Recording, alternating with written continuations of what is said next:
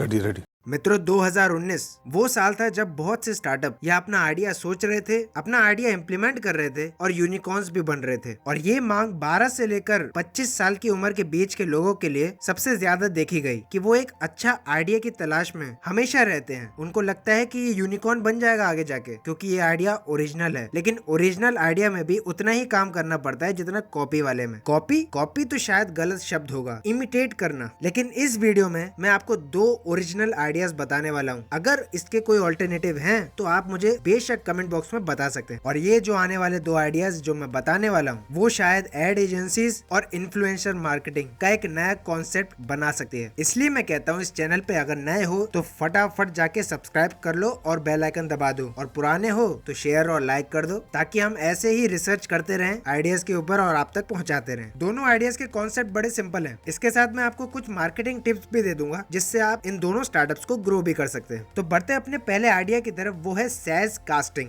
ये नाम थोड़ा फैंसी हो गया लेकिन इसका कॉन्सेप्ट बड़ा सिंपल है। हमारी अपनी रिसर्च से पता चला कि 55% जो यंग एज है वो अब टीवी एड्स की तरफ बहुत तेजी से आगे बढ़ रही है। और इतना ही नहीं, 52% लोगों का ये मानना है कि उनको लाइफ में एक बार टीवी एड में काम करने का मौका मिल जाए। और इसका बूस्ट पता है क्यों हुआ? क्योंकि ये मार्केट सबका है बॉस।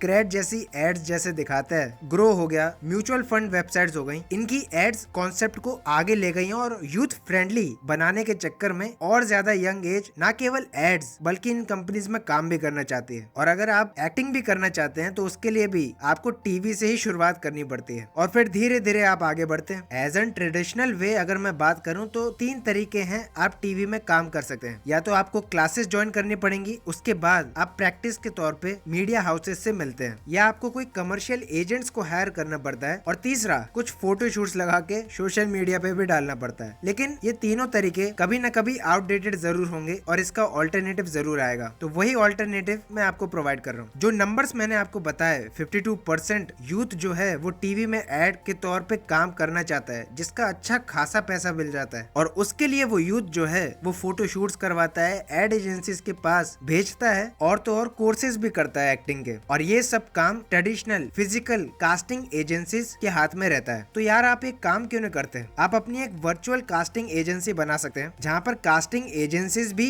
आपके प्लेटफॉर्म पे लिस्ट कर सकते हैं, और यूजर्स जो एक्ट करना चाहते हैं या अपना फोटो शूट की फोटो भी शेयर करना चाहते हैं तो उस ऐप के ऊपर कर सकते हैं, जिससे कास्टिंग एजेंसीज की नजर उन पे पड़ेगी और वो एज एन हायरिंग प्रोसेस में आ जाएंगे। ये बिल्कुल वैसे ही काम करेगा जैसे naukri.com, बस फर्क सिर्फ इतना रहेगा, यहाँ पर आर्टिस्ट अपने फोटोज और फोटो शूट्स और अपनी एक्टिंग स्किल्स को अच्छी तरीके से कास्टिंग एजेंसीज और ब्रांड्स तक पहुंचा सकते हैं। हाँ, एक और बात दोस्तों, ये कोई इन्फ्लुएंसर मार्केटिंग का कॉन्सेप्ट मैं यहाँ पर नहीं डालना चाहता, लेकिन आप सोशल मीडिया का कॉन्सेप्ट इसमें डाल सकते हैं। लेकिन यहाँ पर आप ज्यादा से ज्यादा 3 पार्टीज को ही इन्वॉल्व कर सकते हैं। पहले वो यूजर्स जिनको एज एन एक्टिंग अपना करियर बनाना है और टीवी एड्स में उनका ज्यादातर फोकस है, और वो अपने फोटो शूट वीडियोस या फोटोज एजेंसीज के पास भेजना चाहते हैं, क्योंकि एजेंसीज भी लिस्ट रहेंगी तो वो आसानी से देख सकते हैं और फैसला कर सकते हैं। अब बात करते हैं इसकी मार्केटिंग पे। सबसे पहली बात दोस्तों, आप ये जब तक कॉन्सेप्ट बनाओगे तब तक लोग इसे स्टार्ट भी कर चुके होंगे, लेकिन एक चीज है जो मैं आपको बताना चाहता हूँ, यहाँ पर आप इनवाइट ओनली मार्केटिंग करके ही इसमें ग्रो हो सकते हैं। पहली बात तो अगर आपने इसको पब्लिक कर दिया तो हर कोई आ जाएगा और ये कॉन्सेप्ट जो है वो सोशल मीडिया के कॉन्सेप्ट में मिल जाएगा, जो कि इसकी जो टारगेट ऑडियंस है, जो नीश है, वो आर्टिस्ट की है, एजेंसीज की है और ब्रांड्स की है। तो यहाँ पर सबसे ज्यादा जो स्ट्रेटेजी इस्तेमाल की जाएगी वो है इनवाइट ओनली स्ट्रेटेजी, जिसे हम वेटिंग लिस्ट स्ट्रेटेजी भी कहते हैं। वैसे ऐसा कुछ होता नहीं है, लेकिन हमने नाम रख दिया। जैसे आजकल जो फिनटेक स्टार्टअप्स हैं वो अपनी वेटिंग लिस्ट को रखते हैं ताकि उनके पास बल्क में इतना ना आ जाए जितना वो कंट्रोल ही नहीं कर सकते, और एक नीश की पब्लिक ही उन्हें मिले जिनको आगे वो लोन फॉरवर्ड कर सकते हैं। वैसे ही जो सिर्फ आर्टिस्ट हैं वही लिस्ट कर सकते हैं, जिससे कोई भी उठकर वहाँ फोटो डालने न लग जाए, वरना एड एजेंसीज के लिए वो ज्यादा सरदर्द हो जाएगा वो कॉन्सेप्ट। और ये इनवाइट ओनली मैंने इसलिए बोला मार्केटिंग के अंदर, क्योंकि यहाँ पर एक बज क्रिएट होता है, और उस बज पे मैंने एक वीडियो ऊपर बनाई हुई है, जरूर चेकआउट करना इसको। लेकिन अपने बढ़ते हैं दूसरे आइडिया की तरफ। मित्रों, हाल ही में मैं स्क्रोलिंग कर रहा था सोशल मीडिया के ऊपर और मुझे ये मीम देखने को मिला जहाँ पर एक ग्रेजुएट नौकरी ढूंढ रहा है और वहीं यूट्यूबर, इंस्टाग्रामर और भी इन्फ्लुएंसर्स बिना ग्रेजुएशन के भी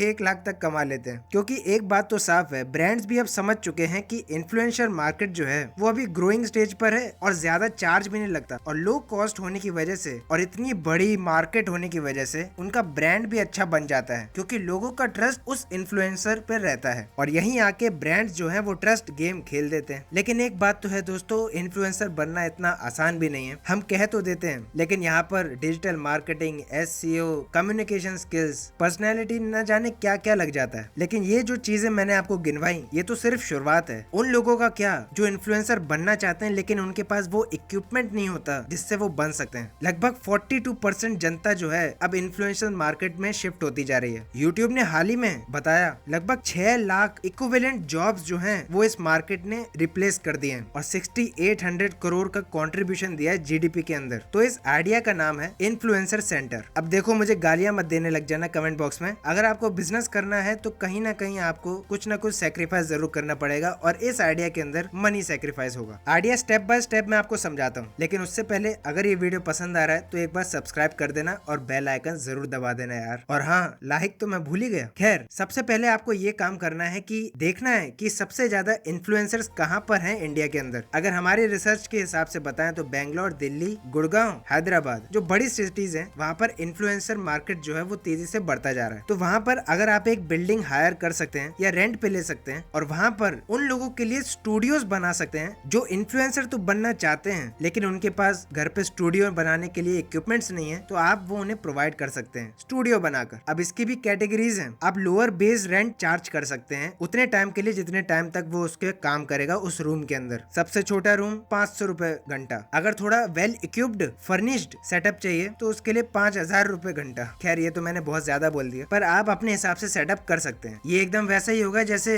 एक कॉम्प्लेक्स के अंदर कोचिंग मॉल खुला हुआ है इन्फ्लुएंसर्स का, जहाँ पर हर किसी को चांस मिलेगा कि वो एक इन्फ्लुएंसर बन सकता है बिना इक्विपमेंट के और बिना सेटअप के साथ। अब इसकी मार्केटिंग पे भी आ जाते हैं, और उससे भी बड़ी बात, इसके लिए फंड्स कहाँ से इकट्ठे करेंगे। देखिए दोस्तों, एक बात तो साफ है, अगर आपने अच्छी रिसर्च करी इस आइडिया के ऊपर, हमसे भी ज्यादा अच्छी, क्योंकि हमने यहाँ पर बेसिक स्ट्रक्चर ही आपको प्रोवाइड किया है, तो इसके इनकम सोर्सेज आप बहुत बना सकते हैं। जैसे कि जो को-वर्किंग स्पेसेस होती हैं वो आपसे रेंटल चार्ज करती हैं अलग अलग रूम के हिसाब से। मीटिंग रूम का अलग, स्टाफ रूम का अलग, प्राइवेट रूम का अलग। वैसे ही ये मार्केट रहेगा। आप ये भी समझ सकते हैं कि ये को-वर्किंग स्पेस ही होगी सिर्फ इन्फ्लुएंसर्स के लिए। अगर को-वर्किंग स्पेस को कैसे खड़ा करना है इसके ऊपर वीडियो चाहिए तो यार कमेंट बॉक्स में बता देना। मैं अपनी पूरी कोशिश करूंगा आपको अच्छे से समझाने की। और मार्केटिंग तो ऐसा है दोस्तों, सिंपल है। आप जिस इन्फ्लुएंसर को हायर करेंगे या वो आपके पास आएगा, अगर आपने सेटअप अच्छा बनाया है उसके हिसाब से और उसके ऑडियंस के हिसाब से, अल्टीमेटली आपकी मार्केटिंग ऑब्वियसली हो जाएगी। लेकिन अगर फिर भी ना हो तो लेफ्ट वाली वीडियो देख लेना, उसमें सारी मार्केटिंग समझ में आ जाएगी। और अगर और आइडियाज चाहिए ऐसे और इससे थोड़े अलग, तो यार राइट वाली वीडियो कब काम आएगी उसे भी देख सकते हो। मैं मिलता हूं आपको अगली वीडियो में, तब तक के लिए बी बिजी।